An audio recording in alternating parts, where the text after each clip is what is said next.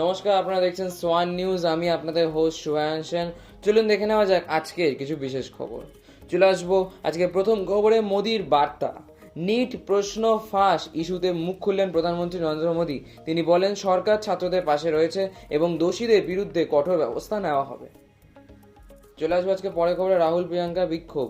প্রধানমন্ত্রী বাসভবনের সামনে বিক্ষোভে রাহুল ও প্রিয়াঙ্কা গান্ধী। নিট ইস্যুতে প্রধানমন্ত্রী, শিক্ষামন্ত্রী ও স্বরাষ্ট্রমন্ত্রী পদত্যাগের দাবি তোলে কংগ্রেস। চলে আসবো আজকে পরে খবরে মমতার বার্তা। দল ছাড়াদের উদ্দেশ্যে মমতা বন্দ্যোপাধ্যায় করা বার্তা। তিনি বলেন, যত বেশি যাবে আমি তত বেশি খুশি। চলে আসবো আজকে পরে খবরে মহুয়া মৈত্রের মন্তব্য। শিক্ষামন্ত্রী ধর্মেন্দ্র প্রধানকে কটাক্ষ মহুয়া মৈত্রের। নিট বিতর্কে তিনি বলেন, হয়তো উনি পদত্যাগ লিখতে জানেন না। চলে আসবো আজকে শেষ খবরে অভিজিৎ দীপকে শর্ত। সরকারের সঙ্গে আলোচনা, নতুন শর্ত সিজেপির। অভিজিৎ দীপকে বলেন, আলোচনা করতে হলে সরকারকেই যন্তর মন্তরে এসে কথা বলতে হবে। আজকের জন্য এতটাই। ভালো থাকবেন, সুস্থ থাকবেন। Stay tune with Swan news.